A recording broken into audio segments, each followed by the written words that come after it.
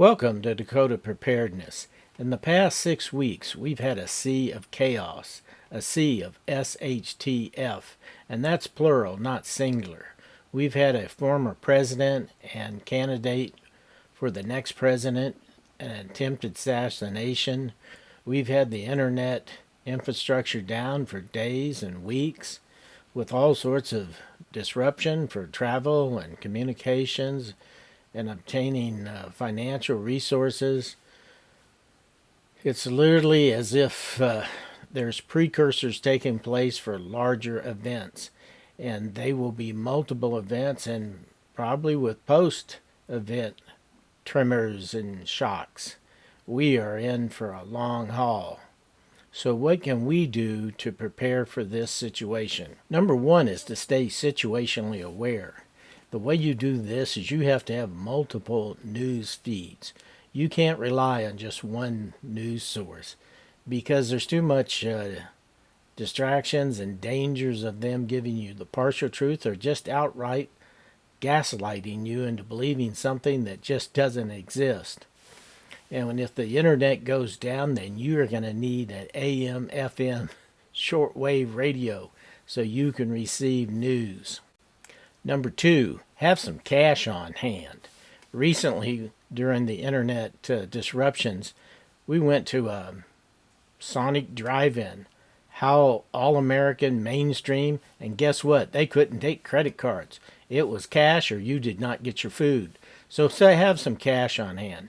Now, I'm not talking about having 100,000 buried in the backyard, but have $200 or $300 on hand in 5, 10s, 20s, maybe even some ones, so that you can take advantage of either topping off your supplies or obtaining the needed service like a comfort food at Sonic Drive-In.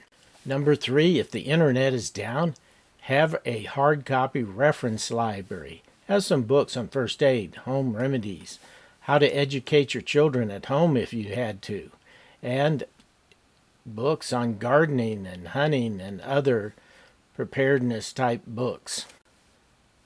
Number four, have some food and water on hand, at least a 3-week supply, if not a 3-month or even more. And it may be that you have to go down to Walmart or Aldi's and get 90 cans of food for each person to have a 90-day supply, plus augment it with your regular pantry.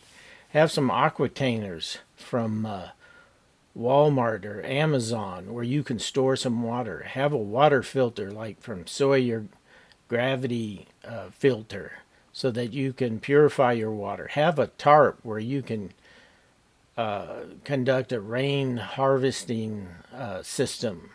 Be prepared to replace the electrical infrastructure with solar generator.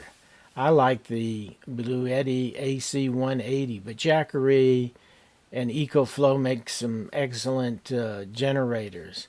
And one aspect on that is have a like a mobile DVD reader that you can hook up to it. We did that in a recent 3-hour outage using our Bluetti AC-180 plus the smallest gold zero that they sell, and it worked.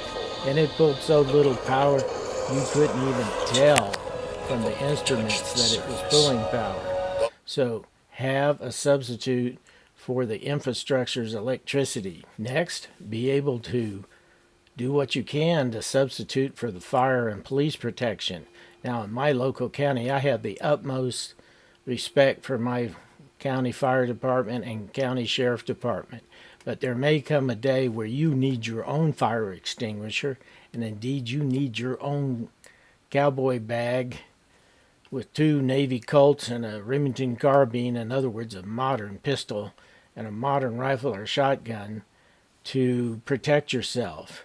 And you need to have the training to do so, the mental state to do so, and understand when it's legally appropriate. It's important that you get these substitute resources in place for yourself, your family, and your group. We are in for some difficult times, and It will come sporadically and sometimes in a massive end of the world as we know it experience. So be ready. Now, I know that many of you find it difficult financially in these difficult times to get the resources to implement this, but it can be done for less than a few $1,000s. So please get going.